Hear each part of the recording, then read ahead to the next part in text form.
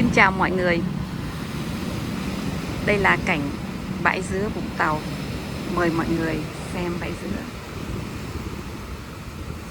Biển hôm nay rất hiền hòa, sóng dịu êm, nước biển trong xanh.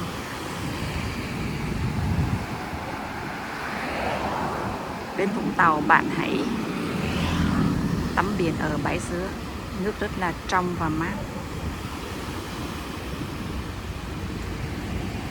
Bây giờ là 8 giờ ngày 15 tháng 5 2026.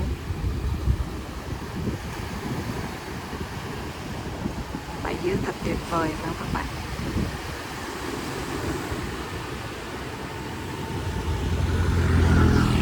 Chúc mọi người một ngày mới tốt lành. Chào mọi người.